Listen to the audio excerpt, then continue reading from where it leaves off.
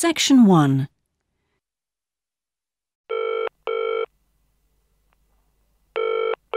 Hello? Motor Insurance Department? Oh, hello. I'd like to ask about insurance for my car. Yes, of course. I'll just take a few details. What's your name? Patrick Jones. And your address? It's 27 Bank Road. 27 Bank Road. Is that in Greendale? Yes.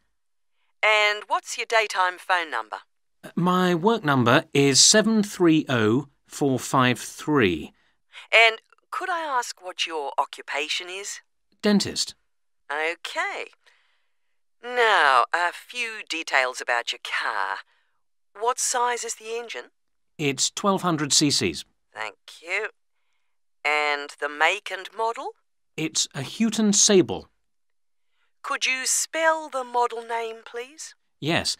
Sable. Oh, yes. Thanks. And when was it made? 1997. Lovely. Right. I presume you've had a previous insurer? Yes. Right. We need to know the name of the company. Yes, it was Northern Star. Thank you. And have you made any insurance claims in the last 5 years? Yes. One in 1999. And what was the problem? It was stolen. But... That's fine, Mr. Jones. That's all we need to know at the moment. And will there be any other named drivers? just the one. And his name? Simon Painter. Could you spell the surname, please? Paynter. OK, thank you. And what relationship is he to you? He's my brother-in-law. And what will you or Mr. Painter be using the car for? Well, mainly for social use. Social use. Will you be using it to travel to work? Yes, sometimes. Travel to work. Anything else? No, that's it. And finally, when would you like to start the insurance? I'll need it from the 31st of January. Right. Mr. Jones, I'm getting a couple of quotes coming up on the computer now, and the best bet looks like being with a company called Red Flag. Yeah? And that comes out at $450 per year. Oh, well, that seems okay. It's quite a bit lower than I've been paying up to now. Great. So, would you like me to go ahead with that? Sure, why not? How would you like to pay? Section 2. Thank you for calling the tourist line. There are many different ways of getting round the city, and we'd like to suggest some you may not have thought of. How about a city trip by boat? There are 4 main stopping points. From west to east, Stop A, Greenbanks, Stop B, City Bridge, Stop C, Roman Landing, and Stop D, Newtown. You can find the main booking office at Stop A. The first boat leaves at 8 a.m. and the last one at 6:30 p.m. There are also many attractions you can visit along the river. At Stop A, if you have time, you can visit the fine 16th century palace here, built for the king, with its beautiful formal gardens. It's very near the booking office. Now you can enjoy every corner of this superb residence. Stop B. Why don't you visit Tower Restaurant, with its wide range of refreshments? This is a place where you can sit and enjoy the wonderful views over the old commercial and banking centre of the city. Stop C is the area where, in the 1st century AD, invading soldiers crossed the river. This was much shallower than it is now. That's why this area is called Roman Landing. There's an interactive museum to visit here, with a large shop which has a good range of local history books. At the furthest point of the trip, Stop D, the most exciting place to visit is the new entertainment complex with 7-screen cinema, bowling alley and video games arcade.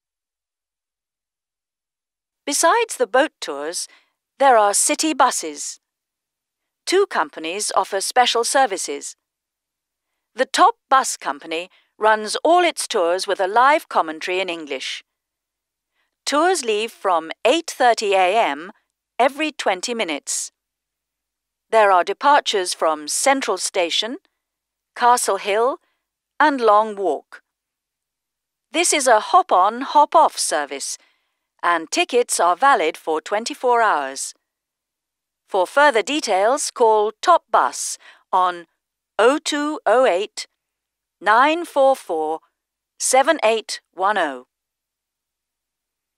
The number 1 sightseeing tour is available with a commentary in 8 languages. Buses depart from Central Station every 5 to 6 minutes from about 9 a.m, with the last bus at around 7 p.m. There are also number 1 services with an English-speaking guide. Section 3. We're pleased to welcome Dr. Martin Merriweather of the Antarctic Centre in Christchurch, New Zealand, who has come along to talk to us today about the role of the centre and the Antarctic Treaty. Now, my first question is about the choice of location for the centre. Why Christchurch? Was it because of the climate?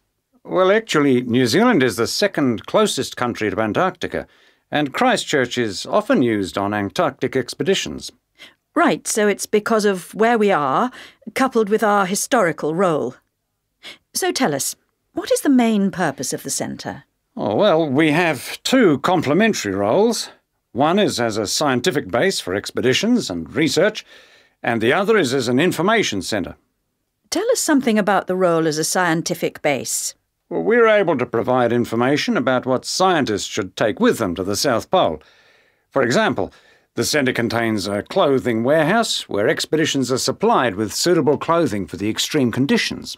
I suppose you need a bit more than your normal winter coat. Yes, exactly. And then there's also the specialist library and mapping services. Right. And which countries are actually located at the centre? Well, the centre houses research programs for New Zealand, for the United States, as well as for Italy. There's even a US post office at the American Air Force Base here. Really? And what does the Visitors Centre offer? Well, since very few people will ever experience the Antarctic firsthand, the Visitors Centre aims to recreate the atmosphere of Antarctica. There's a mock campsite where you can see inside an Antarctic tent and imagine yourself sleeping there. And the centre also acts as a showcase for the unique international cooperation which exists in Antarctica today. What is it actually like at the South Pole? I know you've been there on a number of occasions. Yes, I have, and each time I'm struck by the awesome beauty of the place. It's magnificent, but you can really only visit it in the summer months. October to March? Yes, because it's completely dark for 4 months of the year. And, in addition, it has to be the coldest place on Earth. Colder than the North Pole? Why is that? Well, unlike the North Pole, which is actually a frozen sea, Antarctica is a landmass shaped like a dome, with the result that the winds blow down the slopes at speeds of up to 150 kilometres an hour. And that's what makes it so cold. Oh. And one other interesting thing is that Antarctica is the driest continent on Earth, surprisingly, and so you have to drink large amounts of water when you're there. How old is Antarctica? Oh, we're pretty sure it was part of a larger landmass, but it broke away from the rest of the continent 170 million years ago. How can you be certain of this? Because fossils and rocks have been discovered in Antarctica, which are the same as those found in places such as Africa and Australia. Amazing. To think that it was once attached to Africa. Now, let's just have a look at the Antarctic Treaty How far back does the idea of an international treaty go? Well, as far back as the 19th century, when 11 nations organised an international event.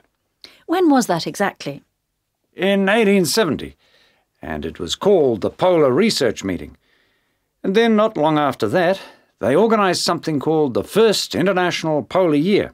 And that took place when exactly? Over 2 years, from 1882 to 1883. But it wasn't until the 1950s that the idea of an international treaty was proposed. And in 1959, the treaty was actually signed. What do you see as the main achievements of the treaty? Well, firstly, it means that the continent is reserved for peaceful use. That's Article 1, isn't it? Yes. That's important, since the territory belongs to everyone. Yes, but not as important as Article 5, which prohibits any nuclear explosions or waste disposal. Which is marvellous. Well, I'm afraid we're going to have to stop there because I'm afraid we've run out of time. Thanks for coming along today and telling us all about the centre and its work. Section 4. My topic is handedness, whether in different sports it is better to be left or right-sided, or whether a more balanced approach is more successful. I'm left-handed myself, and I actually didn't see any relevance to my own life when I happened to start reading an article by a sports psychologist called Peter Matthews. He spent the first part of the article talking about handedness in music instead of sport, which I have to say almost put me off from reading further. But what I soon became struck by was the sheer volume of both observation and investigation he had done in many different sports, and I felt persuaded that what he had to say would be of real interest. I think Matthews' findings will be beneficial, not so much in helping sports people to work on their weaker side, but more that they can help them identify the most suitable strategies to use in a given game.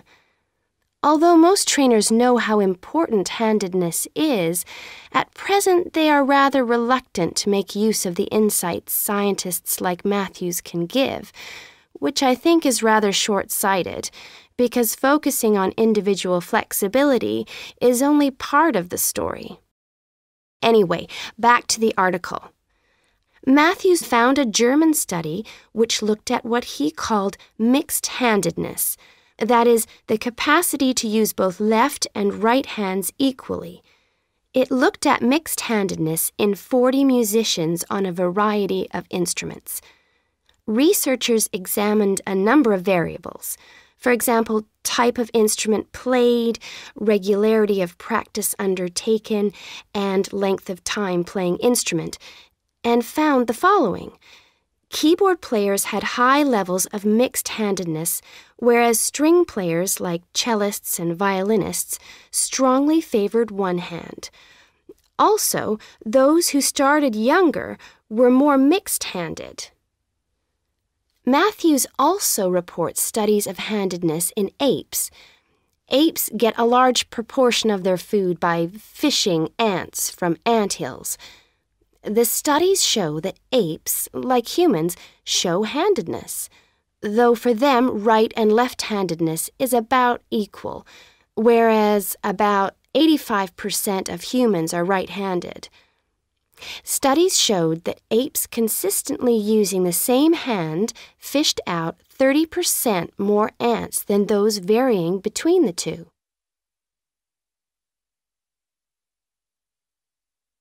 Matthews started researching several different sports and found different types of handedness in each. By the way, he uses handedness to refer to the dominant side for feet and eyes as well as hands. Anyway, his team measured the hand, feet, and eyes of 2,611 players and found that there were really three main types of laterality. Mixed, you work equally well on both sides, both hand and eye. Single, you tend to favor one side, but both hand and eye favor the same side. and cross-laterality. A player's hands and eyes favor only one side, but they are opposite sides. Let's start with hockey. Matthews found that it was best to be mixed-handed. This is because a hockey stick must be deployed in two directions. It would be a drawback to have hand or eye favoring one side. An interesting finding is that mixed-handed hockey players were significantly more confident than their single-handed counterparts. Things are slightly different in racket sports like tennis. Here, the important thing is to have the dominant hand and eye on the one side. This means that there is a bigger area of vision on the side where most of the action occurs. If a player is cross-lateral, the racket is invisible from the dominant eye for much of the swing. It means that they can only make corrections much later, and often the damage has been done by then. And moving to a rather different type of sport, which involves large but precise movements, gymnastics. It's been found that cross-hand-eye favoring is best. The predominant reason for this is because it aids balance, which is, of course, absolutely central to performance in this sport.